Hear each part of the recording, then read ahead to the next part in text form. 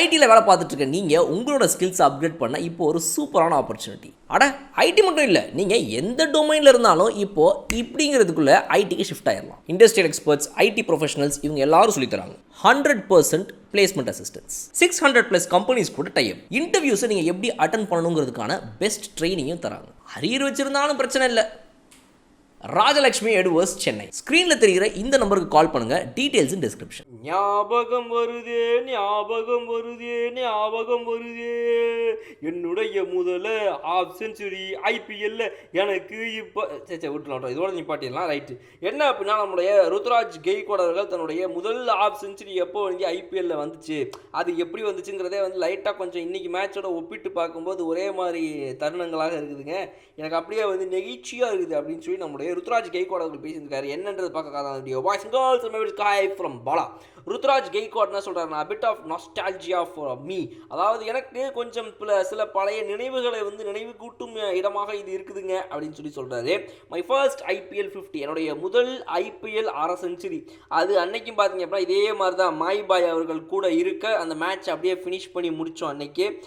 இன்றைக்கி பார்த்தீங்க அப்படின்னா அதே மாதிரி திரும்பவும் அந்த 1/2 செஞ்சுரியை நான் போடுறேன், மேட்ச்சை முடிக்கிறேன். மகேந்திர சிங் தோனி என் கூட இருக்கிறாருன்னு பார்க்கும்போது உண்மையாகவே ரொம்ப பெருமையாக இருக்குங்க அப்படின்னு சொல்லி சொல்கிறாரு.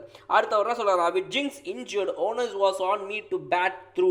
அதாவது இன்னைக்கு ஜிங்ஸ் அஜிங்க ரஹானே, அஜால் குஜால் ரஹானே அவர்கள் அவுட் ஆகிய காரணத்தினாலும், அதாவது அவுட்னா வந்து விளையாடி அவுட் ஆகலை, விளையாடாமே அவுட்டு, என்னன்னு புரியலையா, அவர் வந்து இன்றைக்கி மேட்ச்சில் இன்ஜுரி காரணத்தினால திரும்ப அவர் விளையாடவே முடியாது அப்படின்ற மாதிரி ஏற்பட்டுருந்துச்சு. ஸோ அந்த நிலைமையை வச்சு பார்க்கும்போது நான் வந்து த்ரூ அவுட்டாக பேட்டிங் பண்ணுற மாதிரி ஒரு சூழ்நிலை ஏற்பட்டுருச்சு. மாப்பிள்ளை வேறு யாரும் கிடையாது, எல்லாருமே அடித்து ஆடுறவங்க, நீ ஒருத்தன் தான் நின்று ஆடுறவன். அஜால் குஜாலும் நீ இன்னும் அஜால் குஜால் இல்லை, அப்போ நீ ஒருத்தன் தான் பாக்கி, நின்று பொறுமையாக இந்த ஸ்கோரை அடித்து ஹோம் டீம் கொண்டு வந்துரு ஃபஸ்ட்டு, ரைட்டா அப்படிங்கிற மாதிரி என்கிட்ட சொல்லியிருந்தாங்க. அதனால் நான் த்ரூ அவுட்டாக நின்று ஆட வேண்டிய ஒரு கட்டாயம் எனக்கு ஏற்பட்டுருந்துச்சு அப்படின்னு சொன்னேன். இவர் அடுத்து என்ன சொல்கிறார், I didn't want to put the youngsters in a difficult situation.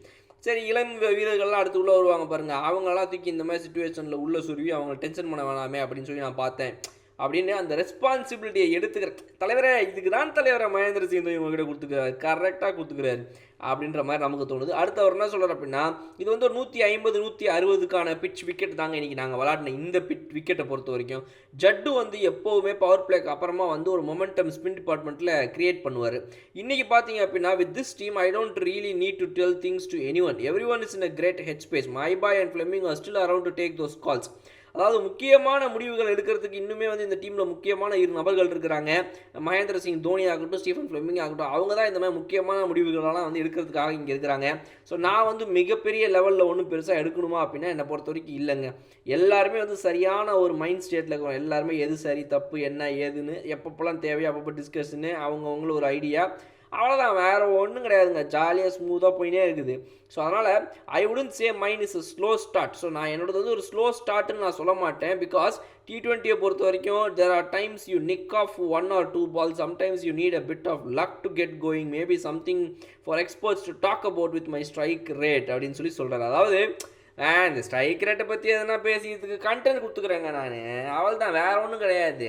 இப்போ என்னை பற்றி எதனா ஒன்று பேசணும்ல, அவங்க போர் அடிக்க என்ன பண்ணுறது, அப்போ அவங்களுக்கு நம்ம வந்து என்ன பண்ணுற இடத்துல வந்து ஒரு கண்டென்ட் தீனி போடுறோம்.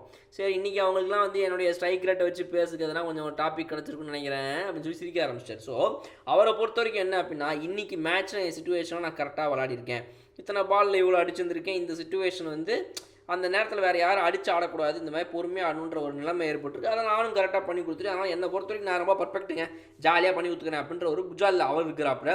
நீங்கள் என்ன நினைக்கிறீங்க, நம்மளுடைய கேப்டன் அவர்கள் வந்து இவ்வளோ பொறுப்பாக வந்து எதுக்குங்க யங் பிளேயர்ஸ் சிச்சுவேஷன் வரணும் தான் நானே ஃபுல் அண்ட் ஃபுல்லாக மேட்ச் ஹேண்டில் பண்ணி சரி நம்ம முடிச்சுக்குவோம், சின்ன சின்ன பசங்க யார்ட்டையாவது வந்து நம்ம பாட்டுக்கு அவுட் ஆகிட்டு போயிட்டு அவங்ககிட்ட ப்ரெஷரை போகிறதுக்கு பதிலாக ரிலாக்ஸாக நம்மளே எடுத்துன்னு போயிடுவோம் அப்படின்னு நான் நினச்சேங்க அப்படின்னு சொல்லி அவர் சொல்கிறாங்களா. இந்த மெச்சூரிட்டி எல்லாமே எப்படி இருக்குதுன்றதையும் கமெண்ட் செக்ஷன் சொல்லுங்கள். அடுத்த வீடியோவில் அவங்க வந்து பார்க்குறேன், அது வரையும் அப்படி தூங்க போல கெப்பாய்.